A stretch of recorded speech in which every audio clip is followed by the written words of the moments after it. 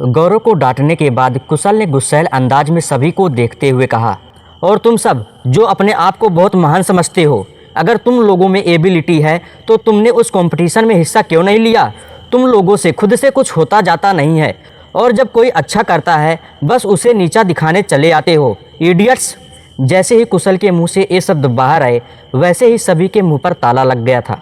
हालांकि कुशल के सामने वो कुछ भी बोल नहीं सकते थे, उसे ऑफेंड नहीं कर सकते थे, लेकिन अंदर ही अंदर उनके दिल में अभी भी नक्श के लिए नफरत पल रही थी और वो नक्श को गंदी नज़रों से देख रहे थे।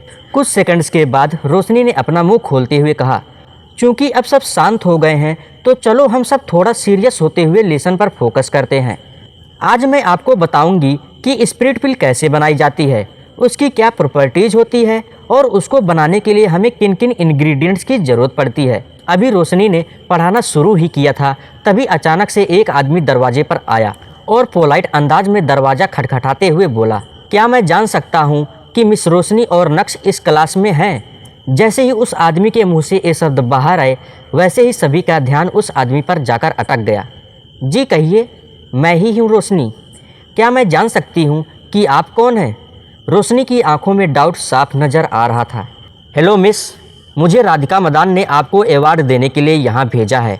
किन्हीं कारणों से राधिका मैडम को गलती से ऐसा लगा कि मिस्टर नक्श की बनाई हुई पिल में कुछ गड़बड़ है, लेकिन ऐसा नहीं था।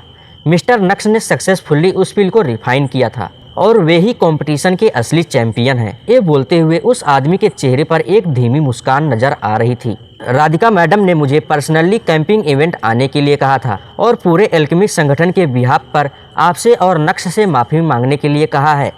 मुझे उम्मीद है कि आप समझ गए होंगे। ये बोलते हुए उस आदमी ने गिफ्ट बॉक्स को पोडियम पर रखा और वहाँ से जाने के लिए पीछे मुड़ गया। अचानक से पूरी क्लास में खामोशी पसर गई थी। सभी की नज़र पोडियम पर रखे उस गिफ्ट बॉक्स पर जाकर अटक गई थी। विपुल के चेहरे के एक्सप्रेशन इतने अगली हो गए थे जैसे मानो उसे कोई सांप सूंघ गया हो, और रोशनी को तो अपनी आंखों पर भरोसा ही नहीं हो रहा था कि ये सब क्या हो गया है। इसका मतलब ये हुआ कि रोशनी का असिस्टेंट आउटस्टैंडिंग निकला। न सिर्फ उसने आधे घंटे में पिल रिफाइन की, बल्कि एक ऐसी पिल बना डाली जिसके चर्चे हमेशा से एंशिएंट किताबों में हुआ करते थे। जब रोशनी ने देखा कि कैसे विपुल और बाकी के लोग नक्श का मजाक बना रहे थे तो उसे नक्श के लिए काफ़ी गिल्टी महसूस हुआ, लेकिन अब उसके मन से सारे नेगेटिव इमोशंस निकल गए थे। लंबे समय के बाद रोशनी अपने सेंसेस में लौटी और मुस्कुराते हुए कहा, नक्श, क्योंकि वो मेडिसिनल पिल तुमने रिफाइन की थी इसलिए इस अवार्ड के असली हकदार सिर्फ तुम ही हो। इसकी कोई ज़रूरत नहीं है रोशनी मैम, मैं तो सिर्फ आपका असिस्टेंट था। अगर आप नहीं होती ना तो मैं उस कंपटीशन में हिस्सा ले पाता और ना ही मुझे वहां एंटर करने की परमिशन मिलती, इसलिए ये अवार्ड सिर्फ और सिर्फ आपको जाता है। मुस्कुराते हुए नक्श ने कहा। एक दूसरे को लगातार पुश करने के बाद भी रोशनी नक्श को उस अवार्ड को लेने के लिए कन्विंस नहीं कर पाई, और यहाँ दूसरी तरफ क्लास बोर हो रही थी। क्लास के लिए उससे भी ज़्यादा बोरिंग तब हुआ जब रोशनी ने स्पिरिट पिल के बारे में पढ़ाना शुरू किया। जब 15 तरीके के जड़ी बूटी के नाम सभी ने सुनी तो उन्हें ऐसा लगा जैसे मानो पता नहीं उन्होंने क्या सुन लिया है। भले ही रोशनी पूरी मेहनत के साथ पढ़ा रही थी, लेकिन क्लास के आधे से ज़्यादा लोग पूरी तरह से एब्सेंट माइंडेड दिखाई दे रहे थे। अभी क्लास खत्म ही होने वाली थी, तभी अचानक से नंदिनी ने पीछे मुड़कर नक्श को देखा और मुस्कुराते हुए बोली, मुझे नहीं पता था कि तुम्हारी एल्केमी स्किल इतनी कमाल की होगी। राधिका मदान ने कल नक्श को ऑफिशियली विनर नहीं बनाया था, बल्कि वो तो अंकित राठौर था जिसने हेवन पिल बनाई थी। लेकिन जब उस आदमी ने कहा कि नक्श ही असली चैंपियन है तो नंदिनी को ऐसा लगा कि नक्श की पिल अंकित की पिल से भी अच्छी रिफाइन हुई है, और यही वजह है कि नंदिनी नक्श को बधाई दे रही है। वो अलग बात है कि वो खुद भी नक्श के लिए शौक्ड थी। कभी कभी ये हाथ कमाल कर देते हैं, नक्श ने पूरे मोडेस्टी के साथ जवाब दिया। तो क्या तुम मेरे लिए भी पिल रिफाइन कर सकते हो? नंदिनी ने फिर से पूछा। तुम्हें पिल चाहिए? नंदिनी का ये सवाल सुनकर नक्श एकाएक शॉक्ड रह गया था। आहूजा परिवार के बैकग्राउंड को देखते हुए ऐसी कौन सी पिल है जो वो नहीं खरीद सकते हैं? तो फिर वो नक्श को परेशान क्यों कर रही है? मेरी बेस्ट फ्रेंड को एक स्ट्रॉन्ग डिजीज हो गई है और उसे ठीक होने के लिए एक पिल की ज़रूरत है। तुम्हें मेडिकल फॉर्मूले के लिए परेशान होने की ज़रूरत नहीं है। फॉर्मूला हमारे पास है, लेकिन हमें कोई अच्छा एल्केमिस्ट चाहिए जो पिल को अच्छे से रिफाइन कर सके। नंदिनी के हिसाब से अगर नक्श ने कोशिश की तो वो उनके लिए डिसएडवांटेज नहीं होगा।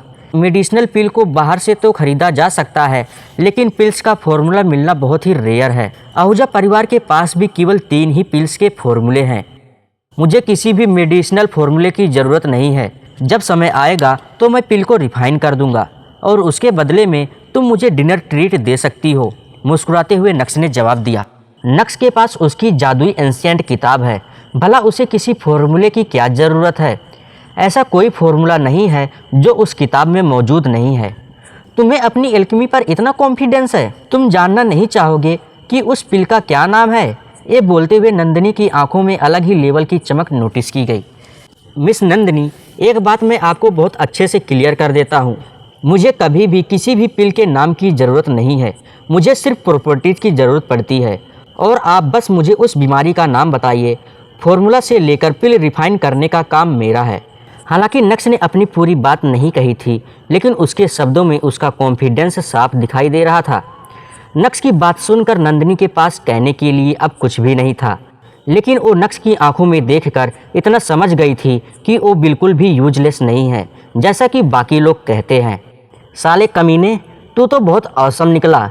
ब्यूटीफुल नंदिनी को अब तेरी ज़रूरत पड़ने लगी है। मुस्कुराते हुए कुशल ने अपना हाथ नक्श के ऊपर रखा। अब तू मुझे क्यों मिस करेगा? तू तो अब बड़ा आदमी बन गया है। मुझे तो कोई इस तरह डिनर पर नहीं लेकर गया। ओए, फालतू की बकवास करने की ज़रूरत नहीं है। जब समय आएगा तुझे भी डिनर ट्रीट पर साथ लेकर चलूँगा। हालांकि नक्श को कुशल की बात बिल्कुल भी समझ नहीं आई थी। ठीक है, तो फिर डील पक्की। जब समय आएगा तो तू भी मुझे अपने साथ डिनर पर लेकर चलेगा, हंसते हुए कुशल ने कहा। कुशल, ये तुम क्या कर रहे हो? क्लास अभी खत्म नहीं हुई है, क्लास में ध्यान दो, रोशनी ने कुशल को डांटते हुए कहा। हालांकि उसने नक्श को कुछ भी नहीं कहा। साला, रोशनी मैम कितनी बायस्ड हैं। बात तो हम दोनों कर रहे थे, लेकिन उन्होंने सिर्फ मुझे डांटा, तुझे नहीं। धीमी आवाज़ में कुशल बड़बड़ाने लगा। नक्श ने मुस्कुराते हुए अपना सर हिलाया, लेकिन कुशल ने कुछ नहीं कहा। कुशल का ध्यान फिर से लेक्चर पर चला गया और नक्श अपना फ़ोन बाहर निकालकर उससे खेलने लगा। क्लास के ख़त्म होने के बाद नक्श ने अनिका को घर छोड़ा और तभी अचानक से उसे नंदिनी का कॉल आया। नंदिनी ने उसे एक विला का एड्रेस भेजा जो सूरत शहर से थोड़ा दूर था और वहां आने के लिए कहा। करीब 1 से 1.5 घंटे की ड्राइव करने के बाद नक्श वहां पहुंच गया था। क्या मिस नंदिनी ने नहीं कहा था कि उसे पिल बनवानी है? तो फिर उसने मुझे यहाँ क्यों बुलाया है? लगता है कि वो मुझे कुछ प्राइवेट डिश खिलाने वाली है। पजल लुक के साथ नक्श ने विला के चारों ओर देखते हुए धीमी आवाज़ में कहा। हालांकि नक्श की धीमी आवाज़ को नंदिनी ने झट से सुन लिया था। एक बार तुम पिल रिफाइन कर दो, उसके बाद तुम्हें जो प्राइवेट डिश खानी है तुम खा सकते हो, मुस्कुराते हुए नंदिनी ने कहा। लेकिन एक जगह प्राइवेट डिश खाने के लिए नहीं है, इसे तो मैंने अपने दोस्तों के साथ बस पार्टी करने के लिए ख़रीदा है। ये सुनकर नक्श बस नंदिनी को घूरता ही रह गया। मन ही मन उसने सोचा कि क्या परिवार है साला, बस पार्टी करने के लिए इतना बड़ा विला खरीद लिया। माना कि इन आहूजाज के पास बहुत पैसा है, लेकिन वो इस तरह से पैसा तो नहीं बहा सकते, राइट? और अगर इतना ही ज़्यादा पैसा है और खर्चा नहीं हो रहा है, मुझे दे दो ना यार। चलो आओ मेरे साथ, मेरे कुछ दोस्त पहले से ही अंदर मज़े कर रहे हैं, मुस्कुराते हुए नंदिनी ने कहा और मुड़ते हुए उसके कदम विला के अंदर बढ़ने लगे। जैसे ही नक्श के कदम विला के अंदर बढ़े, वैसे ही उसकी आंखें फटी की फटी रह गई थी। उसके माथे पर पसीना आ गया था। इससे पहले कि नक्श न जाने कौन से ख्यालों में खोता, तभी अचानक से एक चार्मिंग आवाज़ सुनाई दी। नंदिनी, कौन है ये लड़का? प्लीज़ ये मत कहना कि तुमने हमारा रात का इंतज़ाम कर दिया है। ऑलरेडी मुझे बहुत ही गर्मी लग रही है। ये बोलने के बाद वो खूबसूरत लड़की जिसने ब्लैक कलर का स्विंग सूट पहना था, वो अपनी कमर हिलाते हुए नक्श की तरफ बढ़ने लगी। उसका पूरा फिगर नक्श की आंखों के सामने एक्सपोज हो गया था। ये लड़का तो अच्छा खासा हैंडसम है, लेकिन इसके कपड़े बिल्कुल भी अच्छे नहीं हैं।